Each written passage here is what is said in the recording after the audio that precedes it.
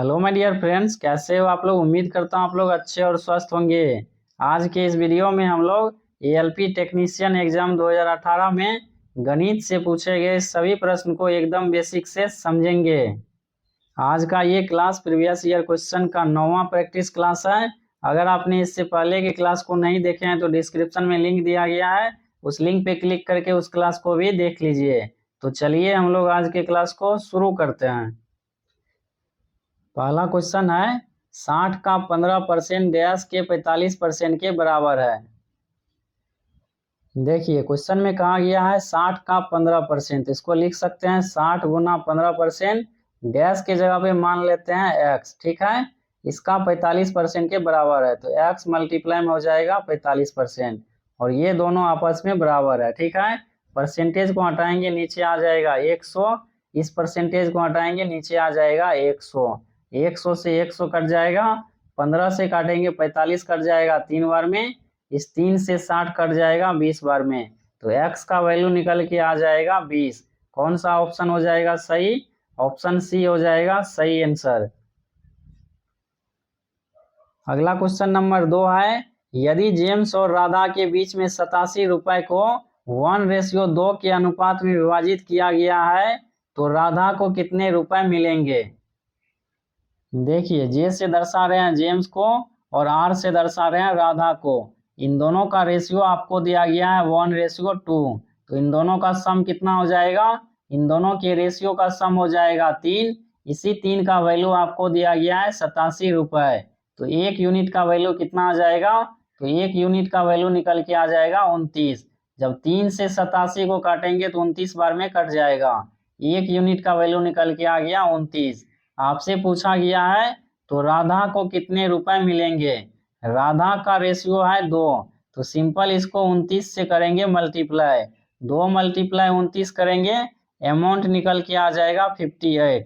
Option D हो जाएगा सही आंसर। अगला क्वेश्चन नंबर 3 है, एक वस्तु का अंकित मूल्य 170 रुपया है और विक्रय मूल्य 130 रुपया है, तो छूट की दर ज्ञात कीजिए। देखिए एक वस्तु का अंकित मूल्य है 170 रुपया और विक्रय मूल्य है 130 रुपया। 170 रुपए वाली वस्तु को 130 रुपया में बेचा जा रहा है, तो कितने रुपया का छूट मिल रहा है? तो छूट मिल रहा है 40 रुपया का। 40 रुपया का छूट मिल रहा है 170 पे। परसेंटेज लगाने के लिए 100 से करेंगे मल्टीप्लाई, 0 से 0 कट जाएगा, 400 अपॉन में आ जाएगा 17। इसको जब सॉल्व करेंगे तो लगभग में वैल्यू निकल के आ जाएगा 23.529%। तो कौन सा ऑप्शन हो जाएगा सही? ऑप्शन सी हो जाएगा सही आंसर। अगला क्वेश्चन नंबर 4 है, संख्या 576 का वर्गमूल क्या है? देखिए इस तरह के प्रश्न को सॉल्व करने के लिए 1 सेकेंड काफी है, लेकिन इसके लिए आपको 1 से लेकर के 30 तक का स्क्वायर याद होनी चाहिए। अगर आपको 1 से लेकर के 30 तक का स्क्वायर पता है तो आप किसी भी संख्या का वर्गमूल आसानी से बता सकते हैं। 576 का वर्गमूल हो जाएगा 24। ऑप्शन ए हो जाएगा सही आंसर। अगला क्वेश्चन नंबर 5 है, संख्या 6561 का वर्गमूल क्या है?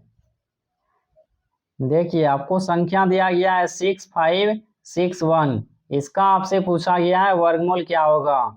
इसका वर्गमूल निकालेंगे बेसिक से, 8 से लगाएंगे कितना आ जाएगा? संख्या आ जाएगा 64, यहाँ पे आ जाएगा 8, 65 में से 64 घटाएंगे, शेषफल आ जाएगा 1, इसके बाद आ जाएगा 61, इन दोनों को आपस में जोड़ेंगे, संख्या आ जाएगा 16।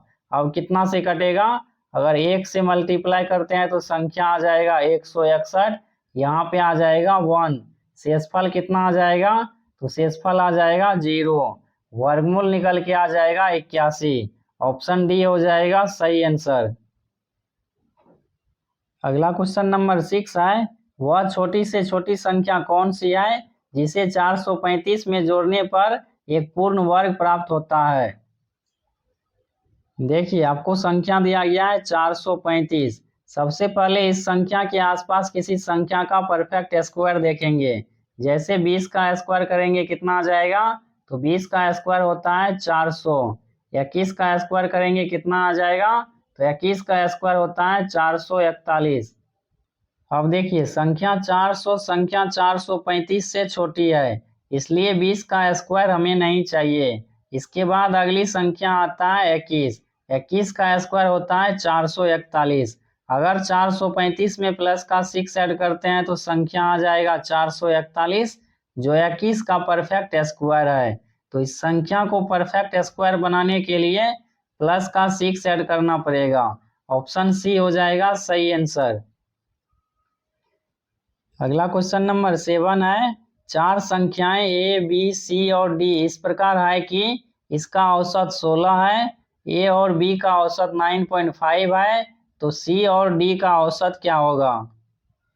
देखिए आपको चार संख्या दिया गया है ए बी सी और डी। इस संख्या का औसत कितना दिया गया है, तो इस संख्या का औसत दिया गया है 16। तो इन संख्या का योगफल कितना हो जाएगा, तो इन संख्या का योगफल हो जाएगा 16 मल्टीप्लाई में हो जाएगा 4, क्योंकि चार संख्या है तो योगफल निकल के आ जाएगा 64। इसके बाद ए और बी का औसत कितना दिया गया है, तो ए और बी का औसत आपको दिया गया है 9.5। इसका योगफल कितना हो जाएगा, तो योगफल हो जाएगा औसत का 2 गुना, क्योंकि दो संख्या है, योगफल निकल के आ जाएगा 19। अब देखिए इसको घटाने पर क्या होगा, तो इसको घटाने पर माइनस का ए हो जाएगा और माइनस का बी, यानी प्लस ए से माइनस ए कट जाएगा, प्लस बी से माइनस बी कट जाएगा, बच जाएगा सी प्लस का डी। और राइट साइड में क्या बचेगा, 64 में से -19 करेंगे, संख्या आ जाएगा 45।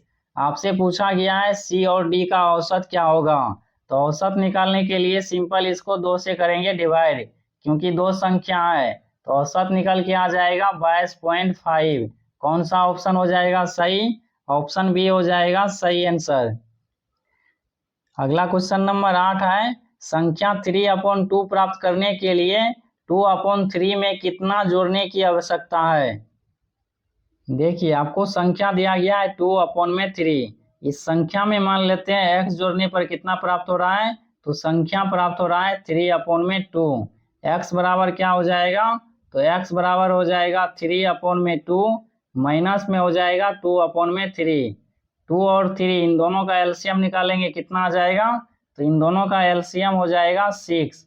2 से डिवाइड करेंगे 3 बार में कट जाएगा, 3 से मल्टीप्लाई करेंगे 9 आ जाएगा, माइनस में कितना आ जाएगा, तो माइनस में आ जाएगा 4।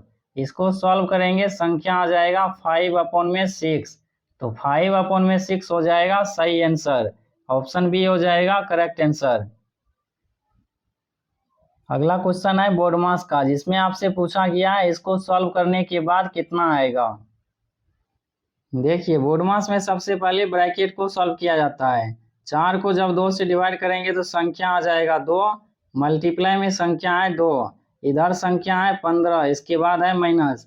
इसको आगे सॉल्व करेंगे, कितना आ जाएगा, इसको आगे सॉल्व करने के बाद संख्या हो जाएगा 15 माइनस का हो जाएगा 4। 15 में से 4 को घटाएंगे, संख्या आ जाएगा 11। इसके बाद मध्यम कोष्ठ को सॉल्व करेंगे, तो मध्यम कोष्ठ में संख्या आपको दिया गया है 14, इसके बाद है माइनस, तो 14 माइनस हो जाएगा 11। तो 14 माइनस 11 करेंगे, कितना आ जाएगा, तो संख्या आ जाएगा 3। इसके बाद बड़ी कोष्ठ को सॉल्व करेंगे, तो बड़ी कोष्ठ में आपको संख्या दिया गया है 18। 18 माइनस का हो जाएगा 3, तो 18 में से 3 को घटाएंगे, कितना आ जाएगा, तो संख्या आ जाएगा 15। इसके बाद 36 में से 15 को घटाएंगे तो कितना आ जाएगा, 36 माइनस 15 करेंगे, संख्या आ जाएगा 21। 21 हो जाएगा सही आंसर। अगला क्वेश्चन है, x 94 प्रश्न का उत्तर देता है और उसे 141 अंक मिलते हैं। यदि प्रत्येक सही प्रश्न के लिए 4 अंक दिए जाते हैं और प्रत्येक गलत उत्तर देने के लिए 1 अंक काट लिया जाता है, तो x द्वारा दिए गए गलत उत्तरों की संख्या कितनी है। देखिए प्रश्नों की संख्या या तो सही होगा या फिर गलत होगा। आपसे पूछा गया है गलत प्रश्नों की संख्या कितनी है। मान लेते हैं गलत प्रश्नों की संख्या है W, तो सही प्रश्नों की संख्या क्या हो जाएगा, तो सही प्रश्नों की संख्या हो जाएगा 94 माइनस W, क्योंकि 94 प्रश्न का उत्तर देता है। सही आंसर देने पर कितना नंबर दिया जाता है, तो सही आंसर देने पर 4 नंबर दिया जाता है और गलत आंसर देने पर 1 नंबर काट लिया जाता है। सही में से गलत को घटाएंगे तो टोटल नंबर प्राप्त हो जाएगा। टोटल नंबर मिलता है 141। इसको आगे सॉल्व करेंगे, कितना आ जाएगा? तो 94 मल्टीप्लाई 4 करेंगे, संख्या आ जाएगा 376। माइनस में आ जाएगा 4W, इसके बाद आ जाएगा माइनस का W, बराबर में संख्या आ जाएगा 141। इसको सॉल्व करेंगे, कितना आ जाएगा? तो -5W बराबर हो जाएगा 141, माइनस में आ जाएगा 376। 141 में से -376 घटाएंगे तो कितना आ जाएगा? माइनस में वैल्यू आ जाएगा 235। माइनस से माइनस कट जाएगा, 5 से काटेंगे 235 कट जाएगा 47 बार में। तो रॉन्ग प्रश्नों की संख्या आ जाएगा 47। तो कौन सा ऑप्शन हो जाएगा सही? ऑप्शन ए हो जाएगा सही आंसर। उम्मीद करता हूँ आप लोगों को सभी क्वेश्चन अच्छी तरह से समझ में आ गया होगा। तो इस क्लास में इतना ही, मिलते हैं हम लोग अगली क्लास में। तब तक के लिए चैनल पे नया है तो चैनल को सब्सक्राइब कर लीजिए, ताकि आपको इसी तरह आगे का क्लास कंटिन्यू मिलता रहे।